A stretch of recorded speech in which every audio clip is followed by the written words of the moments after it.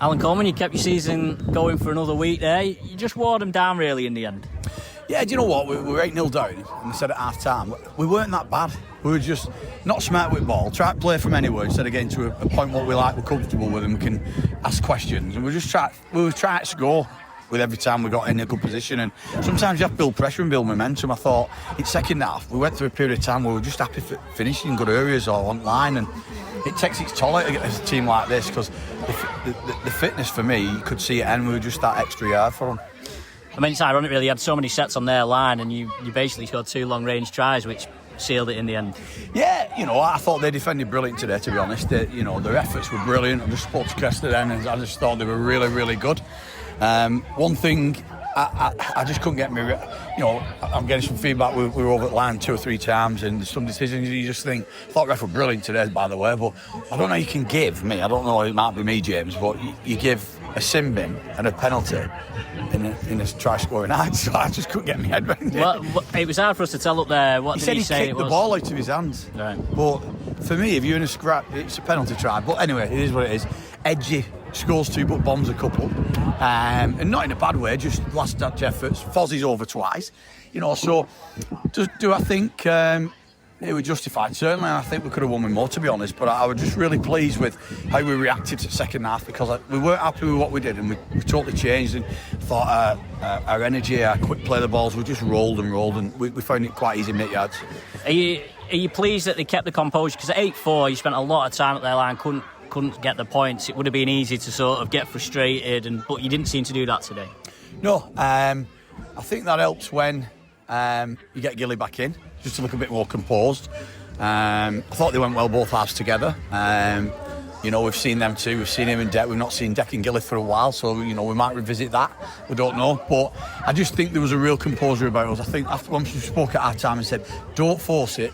Be happy where we go and just de-energise them, make them work hard. And I thought how we defended them in yardage were brilliant. They kicked so early all the time, and I'm just really pleased with our reaction from the first half. Yeah, and as you say, you were making meters fairly comfortably in midfield in particular, but it wouldn't be perhaps your Widnes team without them giving you a bit of a heart attack towards the end. You're 20 points to 8. If you kick conversion, it's 14 points. Okay, he misses the kick, and then all of a sudden they score. You kick off out on the full, and you had to defend desperately at the very end. Oh, mate, I've just said it in there. I said, listen, joking aside, we can laugh about it now, but we can't do that. We've got to be smarter than that, and we'll learn from it. We'll grow from it. Will, he's not missed a kick, I don't think, for us. He missed 1 out of something like 12, 13, and then misses a couple today. But, you get them days. But I really thought, we made hard work of it, but I was always comfortable in that last 20 minutes. I felt as though we was always best team in the game, personally. You've basically got to win every week, haven't you? And you've now got 3 in a row, and it sets up you nicely for next week at Featherstone, which is arguably the toughest game you got left. Yeah, I think this is a tough place to come. I really do. You look at teams they've played here. York only just beat them in the last couple of minutes. They beat Bradford. They run Toulouse close. It's always difficult here. We knew it would be. I thought the lineup were very strong. But yeah, we've set ourselves a goal. We've got to win every game, as you said, James. And can we do it? Yeah, of course we can. Can we lose rest of the games? Of course we can. That's us at minute. We're just so inconsistent at minute. But I honestly feel with bodies coming back, we're a much stronger team. And I've said it all year, and I bet team fans have thought excuses. It's not excuses. Once you get a stabled team where you just know where your strengths are in certain areas, it helps, and that's helping us a minute. I think Jack Bibby coming is helping us. Last week he struggled a bit. This week he was superb with his carries and his work rate and his minutes. Joe Edge killed it at fullback, but we need Mason on field somewhere. He's a threat. Edge shows he can play anywhere, centre wing. So John Bennison, it's just great for seeing. I think Rodri Lloyd may be available next week. Lewis Hall's back now. Deck Patton's back in next week, available. We're strong, mate. We're really strong. It's good to see, and we'll have to be. If we want to win at Feb, we'll have to be strong. Talk about your team selection, because you won last week, but you made quite a few changes, especially in your key positions. Just talk us through your thought process. Is that what you're going to do for the rest of the season? Is it rotate them around, or what are you thinking? We've got to win. We've got to focus on winning. But I honestly feel once everyone's fit, there's not a lot in certain people. So it doesn't really weaken us. Does it stretch? It's probably very even. I've got 3 half-backs. Whoever are playing them 3 halves will be fine. Joey's out of it at a minute. But them 3 halves have shown whoever plays partners, they're decent, they're good. We're a lot better. I think middle-wise now, we're getting there. Benty could have played, but he's a big gas still, and we just thought if we can get through this game, he's another week, which will help. Obviously, Roger Lloyd comes in, that frees Max Robert up, or it frees Ben Condon up for going different roles. John Bennison's in, Mike Butt we rested this week. So yeah, you know, I will keep changing it, 100% I will, because I want to look at people, I've got to give people opportunities, and I'm a believer in when somebody plays, and week after they're not, they can't wait to get back in that team, and I think we showed today that some lads who hadn't played were proud for being team, and we've got to get that hunger, and that's what wins games. And one of those players that came back and didn't play last week, Nick Gregson, had a really good game. And also Morgan McQuarrie, who sort of filled in that position. Both of them two had really good games. Yeah, Morgan's been outstanding the last few weeks. I think he's just really found his feet now at the club. He's a massive character within club. But Nick Gregson, I think we've missed him. I think you've seen it last week, you know, even though we beat Batley, how he goes to line and engages defenders, and we can play on back a bit. I just thought at times when Mason was off Gilmore as well, just 100 mile an hour, it's a threat, it's hard to defend. So yeah, he's good. But I think once more minutes Lewis Hall gets, he'll bring that threat as well, so then we've constantly got it for 80 minutes. Jordan Johnson was outstanding. Foss comes on, he's had a better game for the last few weeks. And then JJ sees it out. There's a real togetherness, and lads are accepting if they're not playing because it's best for the team. So, like I said, we've just got to keep winning, but it's not a given. And it's, like I said, toughest game next week, so we've got to be ready for that.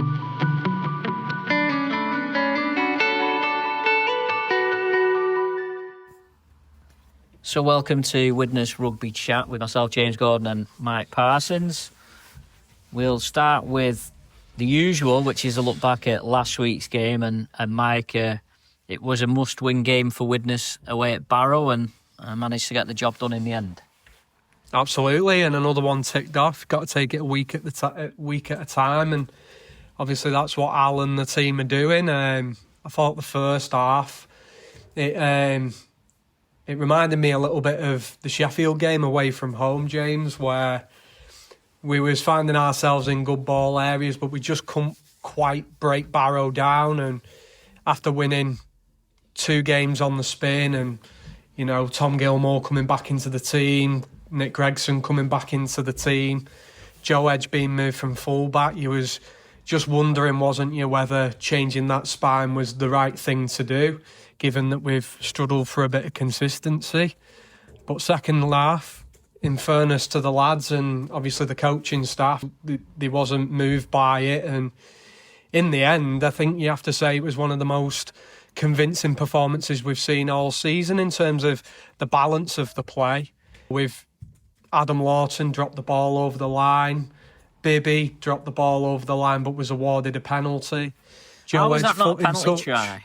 Sorry to interrupt you, Mike. We might as well go into it while you're here. How was it not a penalty try? I was shouting for a penalty try, but if it's a ball steal and you're over the line in the motion of grounding it, it's a penalty try. Surely you can't come any closer to the grass. I think the referee said it was because he put a foot in, I think, when he was grounding the ball. But it's like, if he hadn't done that, surely it would have been a try. But anyway, sorry, carry on.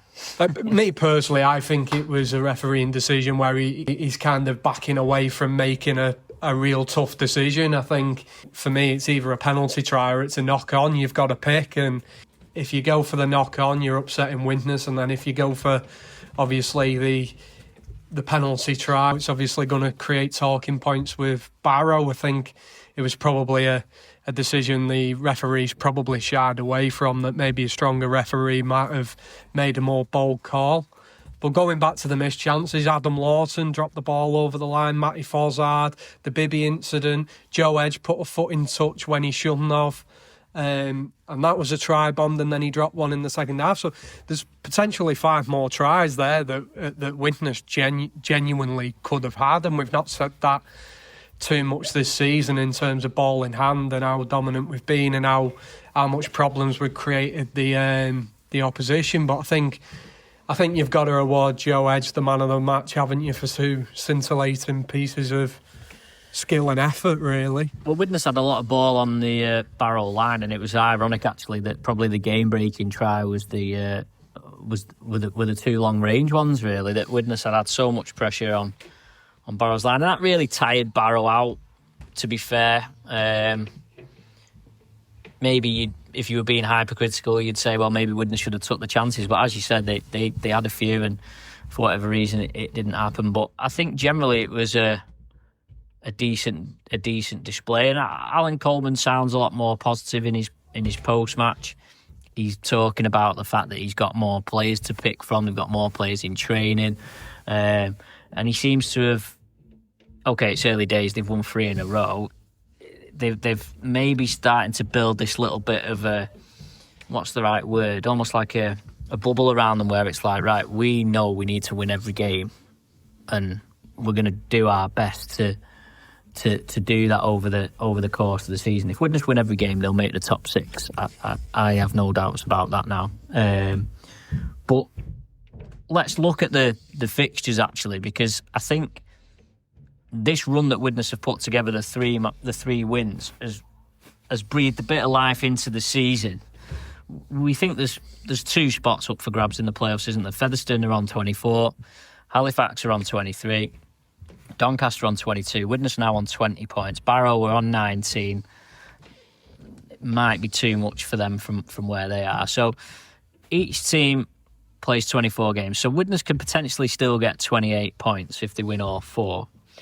We were having a little bit of a chat about this earlier, and actually,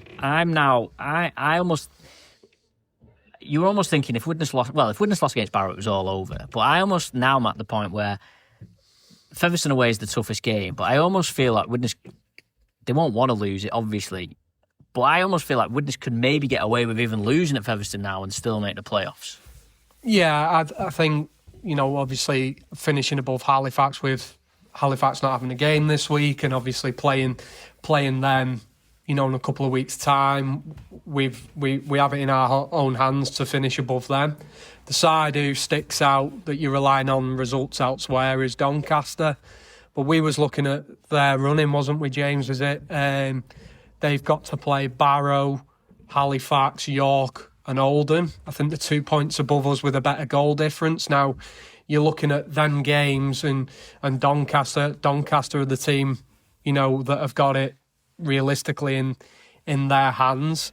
And obviously, as of Halifax, if they beat Widnes, but them fixtures, you're thinking, I won't like them as my last 4 fixtures if you're going to have to secure a playoff spot. Yeah, well, Widnes, Featherstone this week, then it's Hunslet at home, Halifax away, and London at home. Now, I know Widnes' home form hasn't been great, but if you were to pick to having 2 home games, Hunslet and London would be fairly high up there in terms of the ones that you would want to have.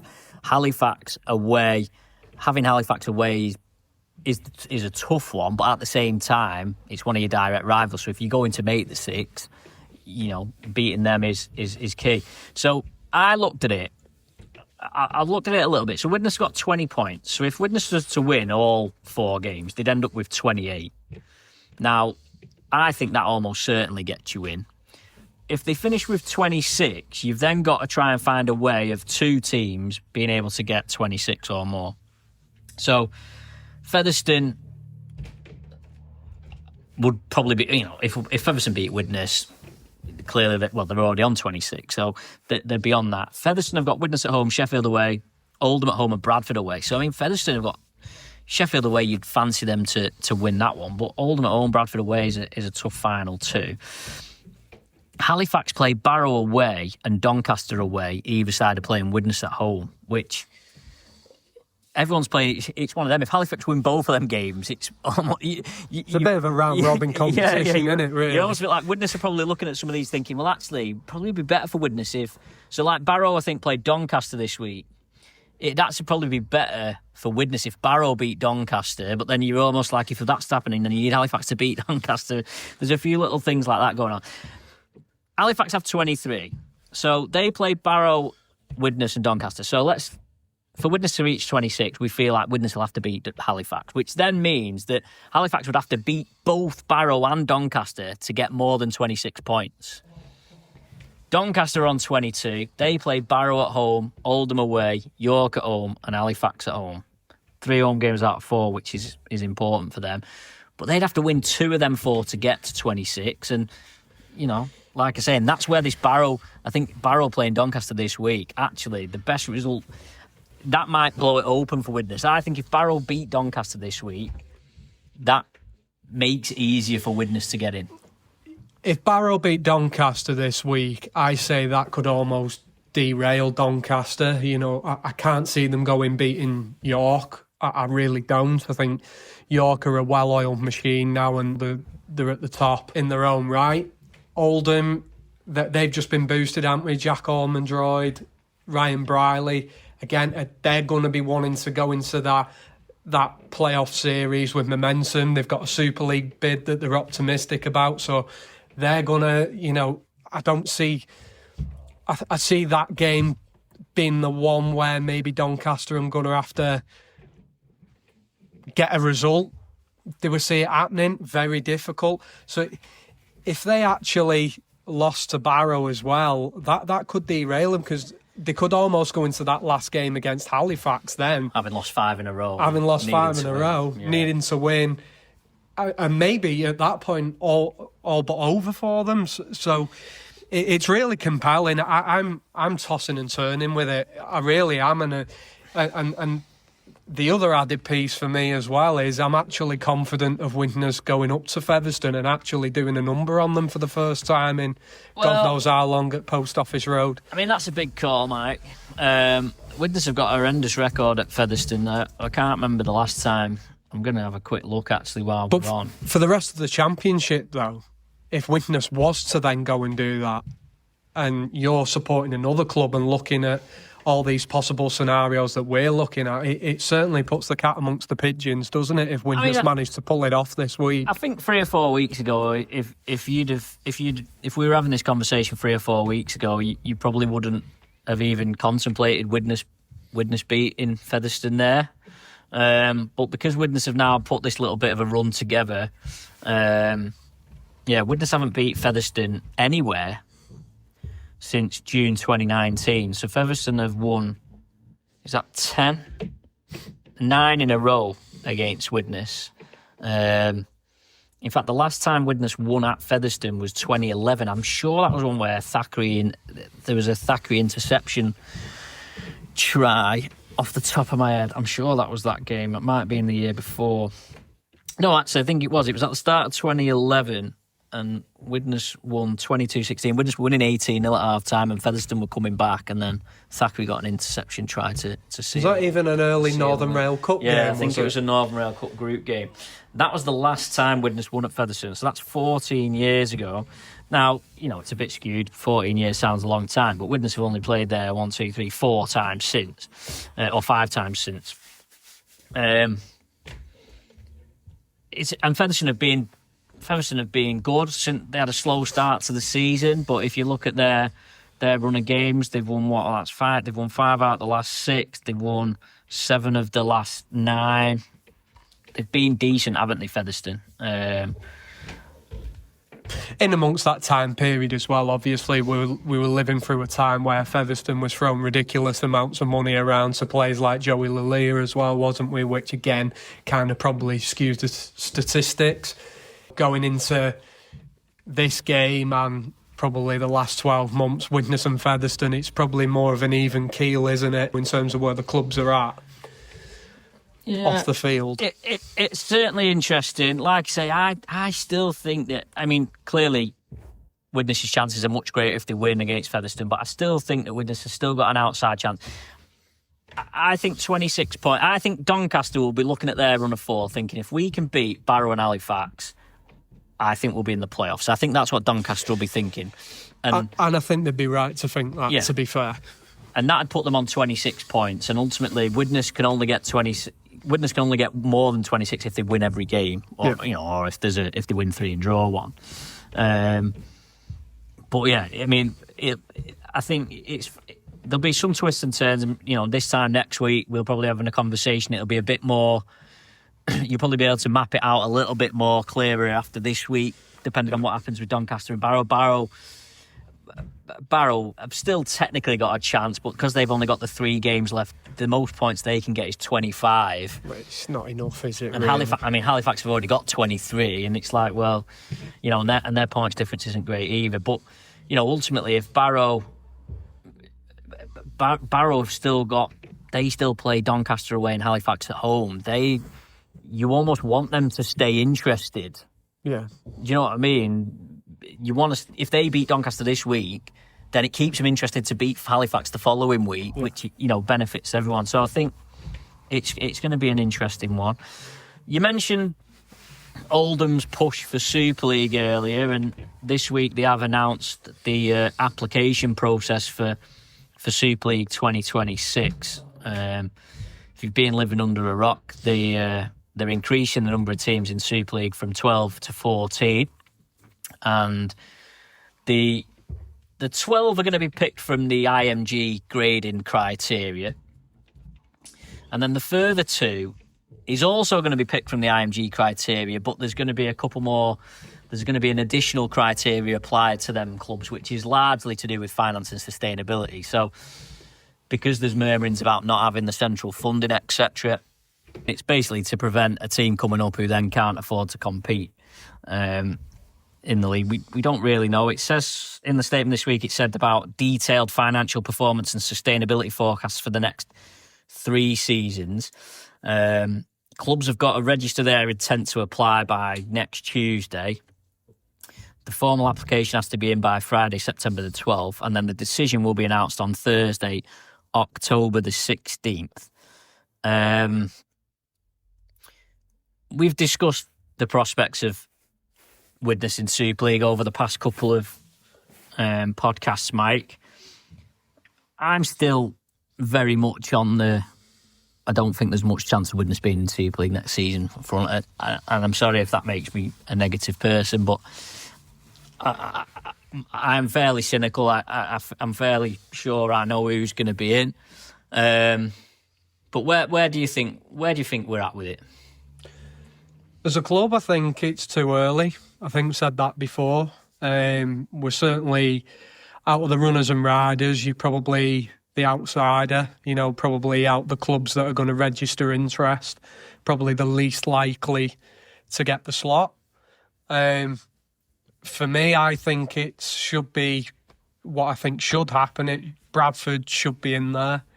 I think it's their time. They're pushing, they've got the finances, they'll get crowds in Super League. You think of Leeds coming to town again, and it'd be great to see them thriving. They get a lot of dirt thrown at them, Bradford, but I think, in fairness to them, I think it's their time and they've earned it. I think York as well, in a similar breath, they're pretty dominant on the field now. They're sitting number 1. They're growing year on year. I think the stadium's perfect. I think Super League supporters would want to go to York to watch a game, and I think they'll get healthy crowds, away following. I think where York need to grow the most is their own fan base. When Widnes go, it's clear to see that side stand. It's definitely not full, is it? And that's where they need to grow. But I think in terms of the business model, their owner, the finances, the players they're bringing in, the intent they're showing and the recruitment drive, I think they're a club that are ready. And then I think it's a toss of a coin between London and Toulouse. And for me, I don't think it should be a toss of a coin. I think it should be Toulouse. They're regularly at the top of the Championship. Different player pool, it opens up. But for me, probably being a bit cynical like yourself, James, 2 things stand out for me why I think it could be London and not Toulouse. One of them is, I can't for the life of me understand why Gary Everington rocks up at London unless there's a serious prospect of them being in Super League next year. The stature of the man, I just think that stands out. And then the ongoing argument between the Super League clubs over Catalan Dragons. Now, I think Catalan are well worth their position in Super League, but if people are talking like that negatively, are they going to introduce a second French team with nowhere near the same amount of following? I'd say maybe not. Yeah, and I guess that's where this and that's where this panel or the financial sustainability of it all might be the issue for Toulouse, because I suppose if they're saying, well, you're not going to get any central funding, but then you've also got to pay, for everyone to go over there. I think Catalan are having to pay a bit this year, aren't they, towards people's travel costs, but they still get the central funding. Yep. To not get your central funding and after them pay is another kettle of fish. I think probably the most difficult part at the moment is you don't know what's going to happen beyond this. So if you're not part of the 14, when is going to be the next opportunity to get in? We don't know whether, are they saying that the 14 that they picked this year are going to be in it for 3 years? And I think that's the concerning part for me is surely they're not going to just they're not going to go through this whole process of getting a panel to decide 2 extra teams to then in a year's time punt them out. And with them asking for this 3-year plan, that makes me think that they're going to say it's going to be a closed shop for 3 years. There's going to be these 14 teams in, and that's it for 3 years. If you're a club, look, decisions are going to be made after grand final night, surely, because, IMG points go down to then of who wins the grand final, who wins the championship. And then, that could be the difference between a team finishing 13th in the rankings and 12th in the rankings. So then only when you've got your top 12 is the 13th and 14th side going to be picked. So if you're expecting a club to realistically be starting their recruitment after October, during October, it's only fair you give them a platform to build from and build a club around. They can't be expected to say, right, you've got 18 months, 2 years, and then we're going to upset the apple cart again. All the planning goes in the air, and you go through this cycle again of kicking a hornet's nest in the rugby league world. And obviously what usually happens with that is clubs spend too much and you enter the same cycle of mess again. Just going back to the runners and riders, I think the intriguing application is going to be Oldham, because they do have the finances. They are in the heartlands. So again, you'll get probably bigger crowds there because they're bang in the middle of the Yorkshire clubs and the Lancashire clubs. But then also as well with Oldham is the likelihood is you're going to be losing that Manchester contingency of Salford, and that is a big city up in the north, isn't it? Right in the middle of that M62 corridor. Yeah, I mean, I'm a bit indifferent over Oldham, partly because I just feel like, and to be honest, it's always an issue. I always have an issue with the whole licensing, whatever you want to call it, process, because it is always a matter of timing. Yeah. I always point back to when they created Super League in 1996. Halifax were in it as Halifax. They weren't in it as one of the merged options. Halifax were in it as one of the 4 or 5 big. Whereas if you were doing it now, or even if you were doing it 10 years ago when they first brought licensing in, Halifax weren't in the picture. And so it becomes a timing thing. And I think Oldham are perhaps fortunate that if this process had happened at any time over the last 15 years, Oldham wouldn't have been anywhere near. Whereas because it's happened now, they're all of a sudden in the conversation. Likewise, you look at Featherstone. Featherstone would have been, if it happened 5 years ago, they would have been very much in the conversation.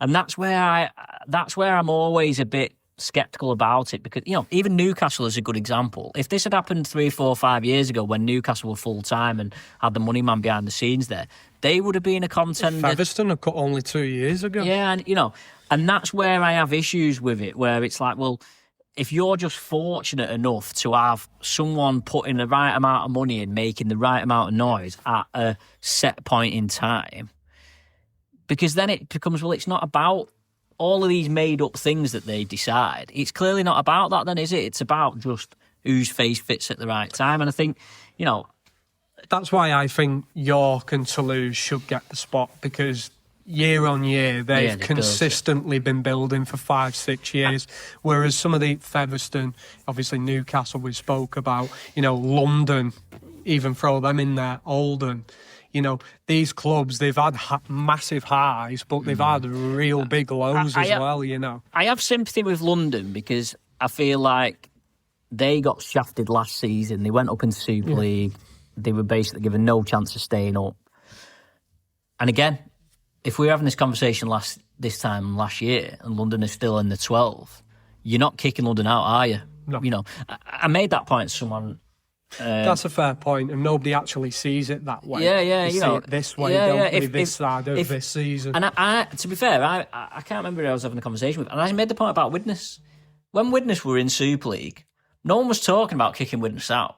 No. Because relatively competitive, you know, by and large, had the youth system, got the facilities, got the fan base, got the heritage, etc. And that's where, again, it comes back to that timing.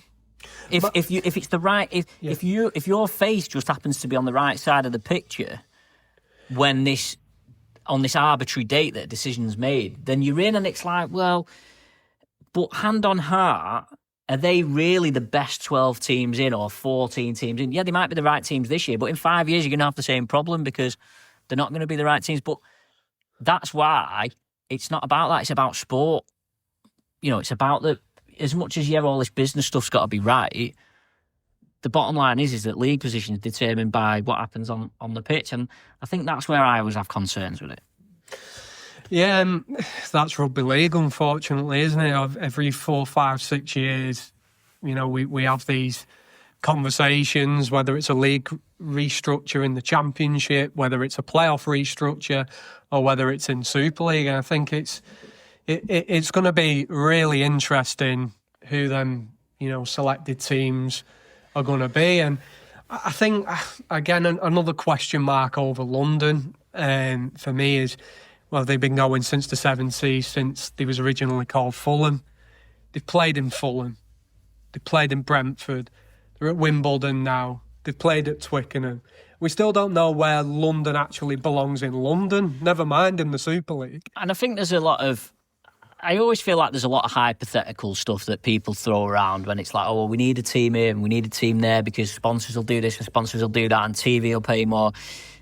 I don't feel like there's never really any evidence of that. You know, Catalan as an example, you know, Catalan have been in the league 20 odd years, but they still can't get any French TV money in.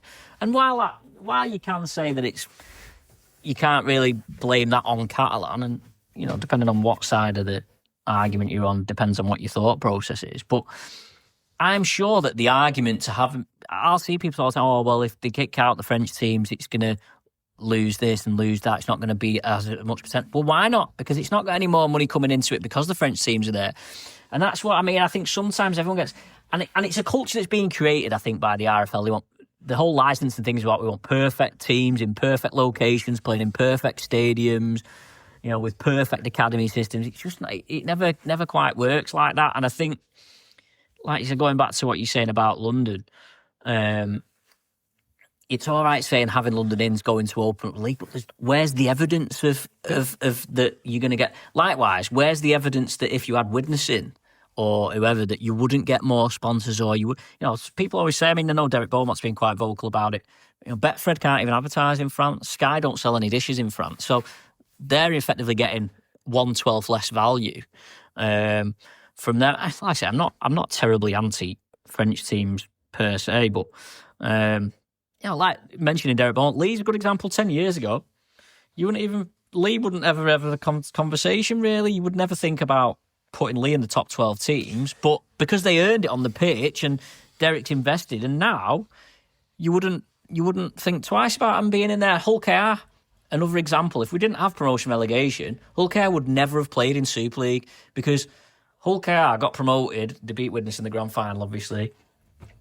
Without promotion relegation, they would never have been in because and look what Whitefield are doing this year as well. They're knocking on the door, aren't they, of upsetting, you know, the playoff spots. Because at no point in that licensing were they ever going to say, oh, well, we need a second Hull team in. It was never going to happen. So, you know, you're like, that's where I just feel like they're trying to create like this perfect scenario, which 95% is about protecting the clubs that are already there. Let's get it right. Well, that's it. I mean, like, you look at the upset at Salford, nobody can tell me that's a product of promotion and relegation. The easiest thing everybody throws into the mix of when they argue whether promotion and relegation's a bad thing is what it does to clubs financially, and it forces people to overspend. Well, that's just not true, is it? No. And the history of Super League shows you that. And that's the thing. What should have happened basically this season is Salford get relegated, York win the league and get promoted, and that's it. That's what should happen. Yeah. And like I say, you've not protected anyone from having licensing or grading or whatever. Hasn't protected Salford from whatever nonsense has been going on there. We talk about protecting clubs at the top. You've just touched upon that there. Two clubs I'd like to point out and kind of get your opinion on, James. It's Castleford to begin with. They've been bobbing along now, year in, year out, not really done much to improve facilities and not really, invested in the playing squad. Now, you flip. Them and Wakefield was very similar year on year. Now, Wakefield, they did eventually get relegated. That year, they kind of used as a reset, didn't they? Some younger players come through, which was a year better when they went back up to Super League. Refreshing the recruitment drive. All right, new owner come in, but it was a kind of transitional year. Cleaned up the league and built some momentum of going up. So Castleford first, and then secondly, Huddersfield for me. You're talking about a club, we're talking about picking teams to be the 13th and 14th team. Well, we could have a club there that the IM might slip through the net of the IMG grading system that's going to be graded on this year's, findings, but next year they're going to be playing in Halifax, and when they play in Huddersfield, they don't get massive crowds. That's going to dwindle even further. Surely that's not right. I've said it countless times. I've said it on air. I've said it, in my other life when I was at Liverpool League. There's not a great deal of difference between if you took Huddersfield and Castleford out and put Bradford and Widnes in. Was always my argument. It's like you wouldn't notice a massive amount of difference. It's not gonna massively change things.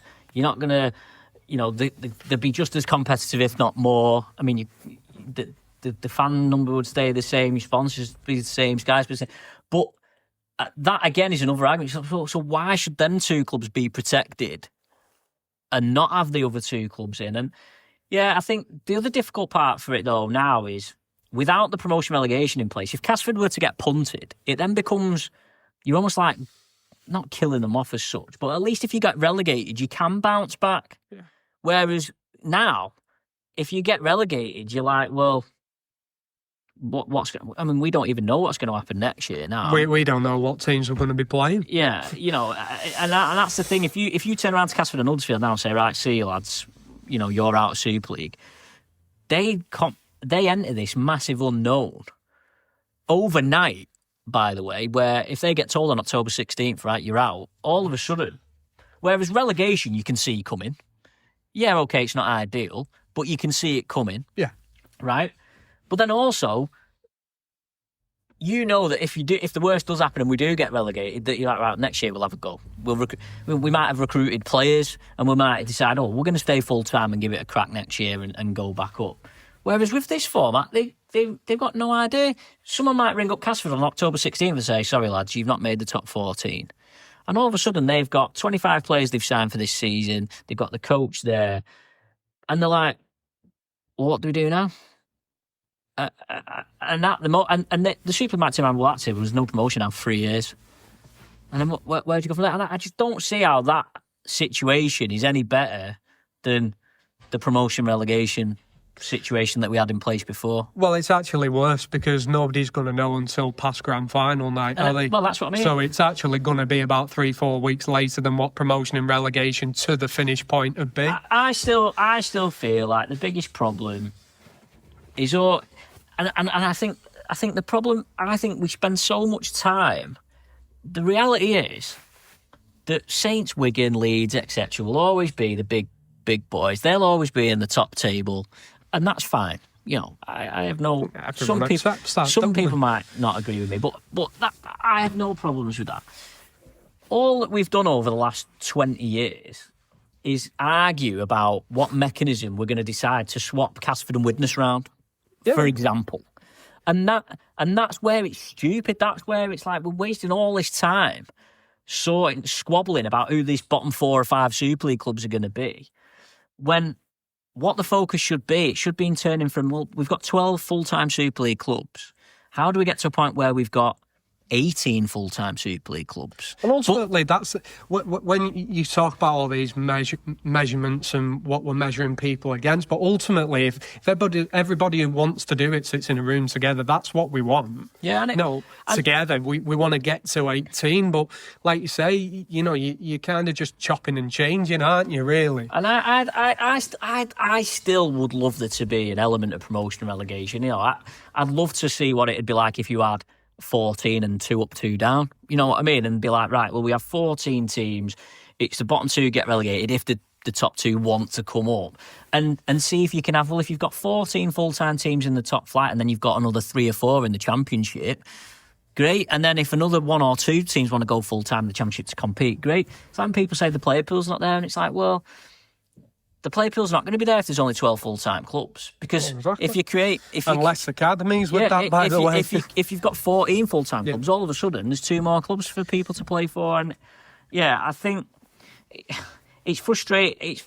By the way, James, on top of that, London produced players. Toulouse in France, there's a pool of players over there. Widnes, Bradford, in terms of towns and teams, all right, Widnes are just getting their academy, No, but when they were there, again, they're there, there's 4 teams in the Championship there with proven records of bringing players through, and surely, like you say, the idea should be any club that can do that work together and strengthen the whole competition to have as many sides at the top and as many academies running as possible. And you've still got expansion areas. You've still got. You could have a 3rd French team eventually. Cumbria have still not got a team. You've still got Midlands are making noise. North Wales are making noise. You've still got enough on the periphery that you could. Some of them clubs could aspire to become full time at some point. But I think it's frustrating. It's interesting. I've not really. I was at Rochdale Football last night, and they're top of the league after like 3 games. So everyone's buzzing. They won 4-0 at home. Everyone's buzzing. Oh, maybe this year we'll have a go, sort of thing. And it's that hope. Yeah, of course it is. That hope gets people. Yeah, and that hope gets people going, and that'll help them sell more tickets. But it's like I was thinking, we just don't get this in rugby anymore. Oh, we speak on the podcast, don't we, James? You say, well, what's the point of doing that? Because you're not going to move you're only going to move a couple of places higher, and you almost as fans, you're talking about finances and saying justifying finances. That's what I mean, it's like that's not supporting sport. Yeah, you want to be going to the rugby talking about the rugby that's going on and be like, oh, well, do you think we could have a crack this year and go up? Whereas at the moment, you're like, well, save that 20k for next year. Yeah, I mean? And I think that's something that they just, the powers that be, just don't understand. It's all, and I get that it's about money, and I know as much as anyone else what happens behind the scenes, but I just think that that's a side of it that. Even that at football last night, it's like the 3rd or 4th home game of the season, but because they've won 4-0, you can feel like everyone, we're top of the league, might get promoted. And you just don't get that at all in the rugby now because it's being taken away. And I bet, by the way, speaking about Rochdale, I bet that'll bring people who maybe stayed away or look at Rochdale, chance of promotion, started off like I might go back, I might buy a ticket, and it has a knock-on effect as well. Yeah. Through the town. And that's it. I mean, you can build towards it. And if if you miss that, they got beat in the playoffs last year, and it's like, well, they've been through that, and they had a big crowd for the playoffs. They got beat. Everyone's disappointed, but then it's like it galvanises everyone to want to go and push again. And I think that's. I just get the. I just get the impression sometimes that some people in rugby, it's like, well, we're just gonna have 12 teams. And everyone has to support them 12 teams and nobody else matters. I almost feel it's a bit like that. And I can't remember what I was reading the other day. And you're like, well, why am I less important because I'm from Castleford as opposed to someone who's from London? And it all Why comes am I? back And it to all comes back to self-protection and the Sky money and the split. That's all what it comes down to, isn't it, really? And we shouldn't be looking at it like that. You've got to be growing it.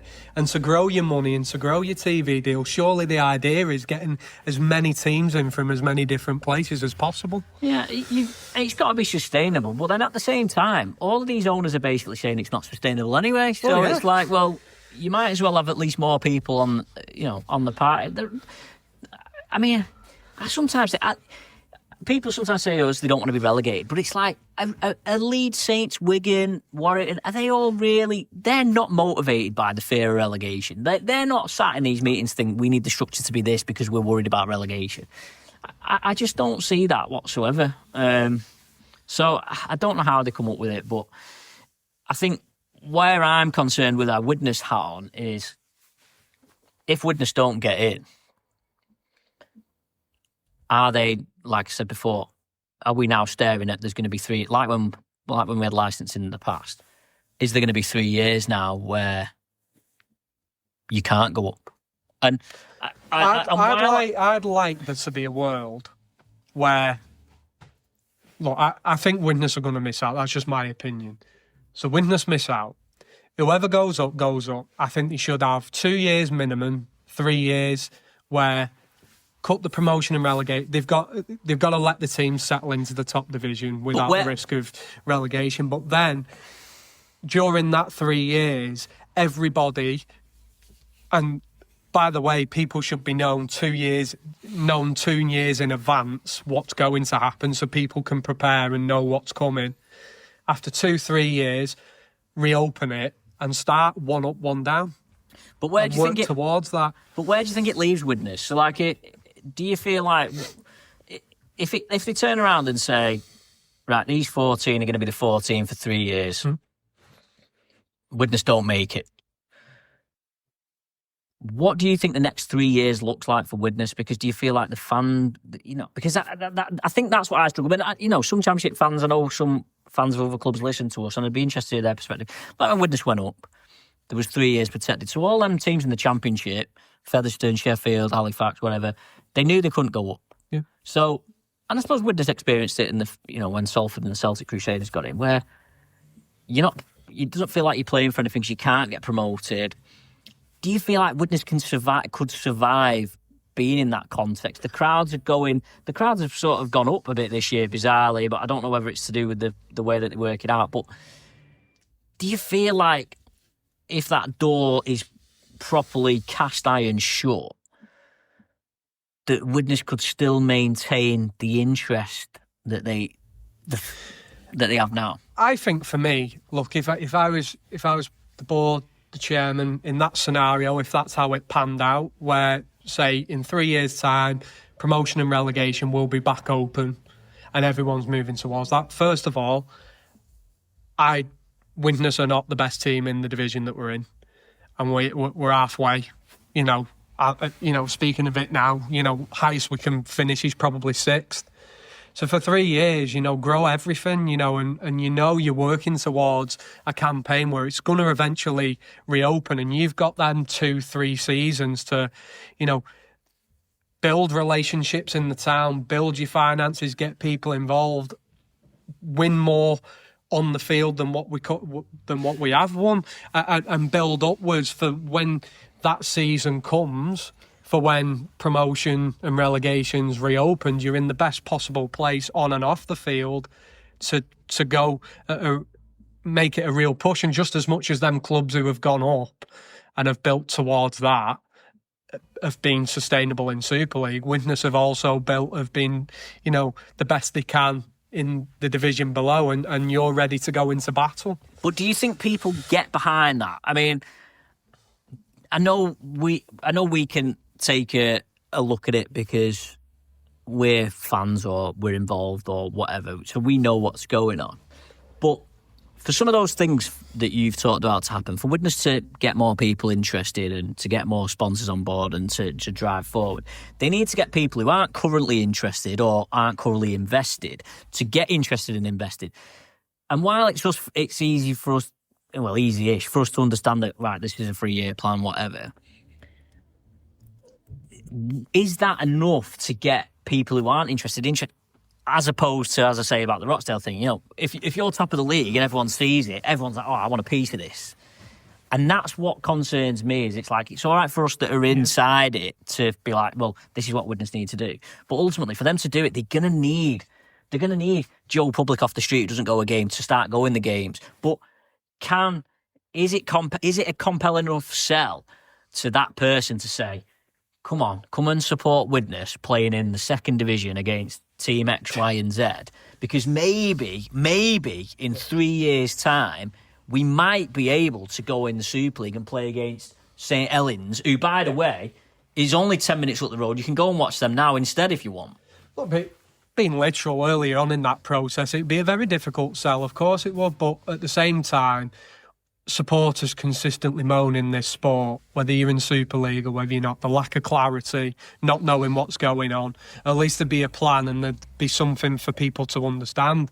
I think as that time progressed, where you get closer to that reopening of promotion and relegation, if it went that way, then I suppose that's when you've got to build your campaign, isn't it? That's how you've got to build your community links, schools, getting involved with the kids, the local Halton Hornets, West Bank, all them teams, your social media campaign. That's what you've got to build up to, and it is a process early on. Like I say, it's a very difficult sell, but this is the problem, isn't it? It's all guessing games.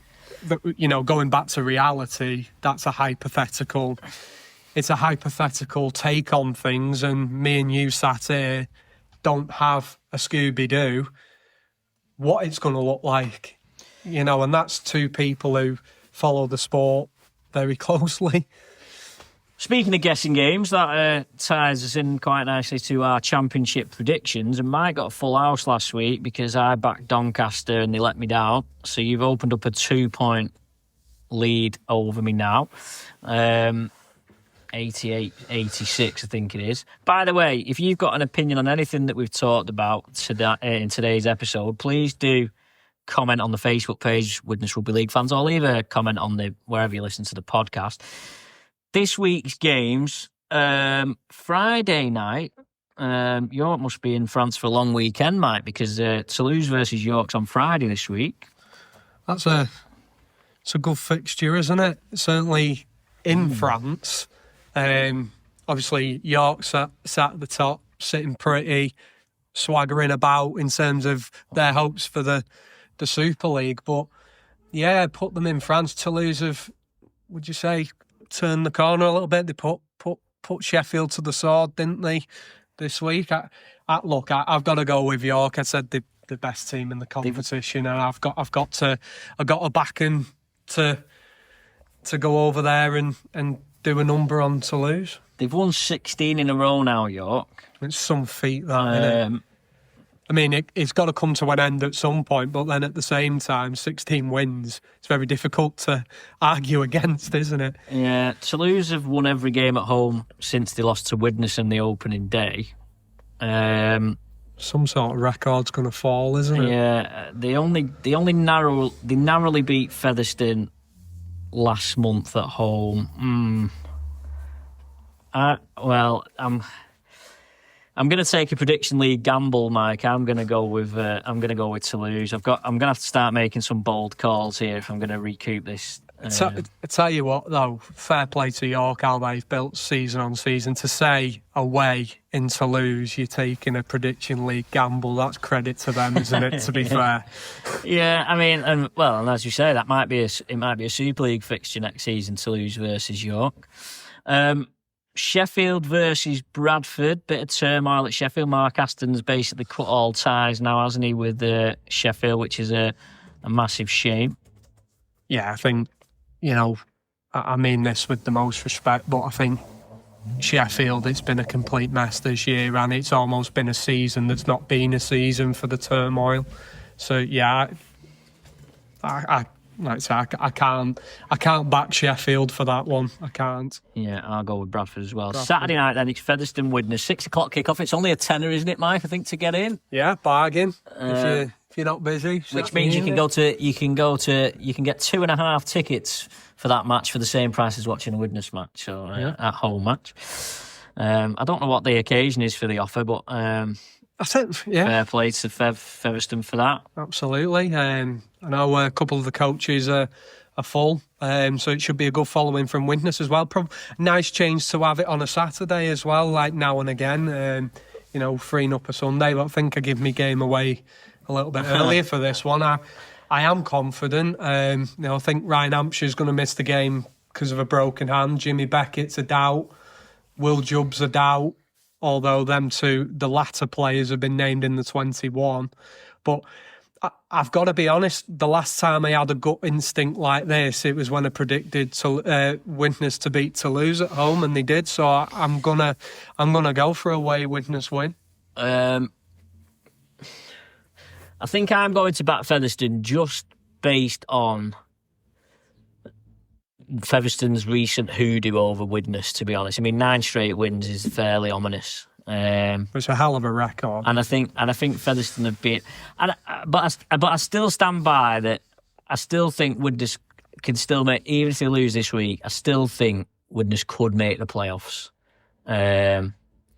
But by the way, I think if Widnes were to win this week, it's all on. I think because all of a sudden, if Widnes do win this week, all of a sudden they turn into one of the form teams in the comp. They've beaten one of the Featherstone have been one of the form teams after the first probably 6-7 game. To win away would be a fairly statement win, but then it might put a target on Widnes's back a little bit. Yeah, and I think to add to what you've just said there, I think Featherstone, you talk about fortresses, and it's not a ground anybody likes to go to. There's an atmosphere, it's a real difficult place to go as a fan and a player, quite an intimidating place. So I think the confidence it would give Widnes if there was some, snatch a result, the confidence that I'd inject, you'd have to say then would Widnes go to favourites for a playoff spot if they won that game? Would you go as far as saying that? Well, I mean, they'd certainly be more in the picture than they are now. I suppose you'd have to look at looking at the fixtures that we've already been through. They'd certainly be in a much better position than they are now. I dare say. I mean, they wouldn't. Widnes can't really move. Even with a win, they're still going to be 8th, aren't they, at the end of the weekend? But they would at least then be in striking distance of the teams above them. But at least it's good to be having a positive discussion. Oh, well, the discussion about something potentially positive happening. Sunday's games, Doncaster against Barrow. Fantastic game. I've got to be honest. Who's at home in that one? Doncaster's at home. Doncaster's at home. That makes it slightly easier for me because it's talking about Featherstone being a difficult place to go. Barrow is as well. But I think from what I've seen of Barrow at the weekend and the way Widnes dominated field position, I think they were just showing signs of a team that maybe just running out of steam a little bit. Doncaster have got it. They've got everything to gain, haven't they? So you'd think on that carpet of a pitch, it'd suit Doncaster and it'd be a Doncaster win. I think I'm going to go Doncaster as well. Hunslet, Batley. Wow. Well, I think Hunslet actually beat Batley, didn't they, earlier in the season? But there's been some score lines, aren't there, in recent weeks against Hunslet. I've got to go for Batley, although Batley haven't been great either of late. But I'll go for Batley.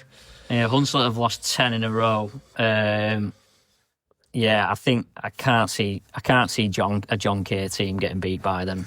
No. So I'm going to go Batley as well. And then the final game is it may be a semi-interesting one. London against Oldham. It's almost like a Super League shootout. Jekyll and Hyde, aren't they, London? Like they can produce some real good performances, but they took some good hidings as well. I gotta go for the big spend in Oldham. I mean, that Oldham side, you know, they've got Ryan Brierley in there, Jack Coleman, Roy. That's just this week, isn't it? You know, they've got a hell of a playing roster. Surely they'll have too much. Yeah, I think I'll go for Oldham as well. I mean, if you look at London's last 6 games, they've been well beaten by Doncaster, Featherstone and York. They pushed Toulouse fairly close but still went down. The 2 wins have been at home to Barrow and away at Sheffield. So it feels like they can maybe pick up points against the lower half teams, but they're not getting anywhere near them top 4 ones. So I think I'll go for an Oldham win as well. As a bonus prediction, then, this obviously doesn't go into the prediction league, but who are we saying are going to... We're assuming Salford are going down. Who are we saying them 3 teams are? I still think it's going to be York, Bradford, and London. That's where I'm at. I've got to agree. I can't shift the Gary Everington factor in all of this. You know, somebody with the stature he has and the influence he has in the game, and you know, this in quotation marks needing a side in the capital we've had for many years. And I think if Toulouse don't get in this time, I think their race is run. I think they just give up on it in terms of the championship. I don't think they play in the championship anymore. But I also think if Toulouse don't get in this time, I'd raise serious question marks over Catalan's future in it. And that's where I feel like in 3 years' time, it might be a case of if Catalan have proved in 3 years that the French thing can add money, then I think in 3 years' time Catalan come out and then it's open for Widnes, Oldham, whoever to step up. And the silly thing about that as well is like half the argument for the teams that are anti-Catalan, anti-Toulouse, half of the argument is the fans that they bring to their stadiums, and London aren't going to bring that many. You know what I mean? Well, I think... And Huddersfield don't. Let's have it right. I think they do kids for £1 at Warrington, don't they? For Huddersfield coming to town. It's like York. People are going to have a bit of a rude awakening when they play York home next season. Once you've done the away game a couple of times, you're getting the same in return as London and Huddersfield. Yeah, I think that's going to be I think some because York are the hipsters' choice, aren't they? I think some will be a bit like, oh, they've not really got any fans who've made the trip. And York might surprise us. They might all of a sudden pick up 1,000 fans who come to games. But, you know, look at Wembley. At Wembley for the Challenge Cup final, there was a few hundred. You know, for me, having a York in, I was obviously going over it again a little bit, but they'd almost be the ideal replacement for an Huddersfield. You know, a like-for-like swap, you know, whereas if you have too many of these sides going in with, you know, not a lot of away following, what these Super League clubs don't realise is you're just going to be shifting that area of the argument to different teams and potentially more teams. I think the main issue I think the away fans argument gets lost sometimes, because I think the main gripe I feel like the Super League bosses, etc., or the owners, whatever, have is the fact that English teams take 500 or 600, whatever, to Catalan. Yeah. So every other week they get 500 or 600 going there, but it's all the other costs like the flights, the hotels that's going into the economy there. Of course, yeah. That is going is in the perception is that it's going out the game. So instead of having a weekend in London for the Challenge Cup, or instead of having a weekend in Newcastle for Magic Weekend, or instead of going to watch Wigan at Hull. Instead of doing them things, fans are then going to Catalan or Toulouse instead.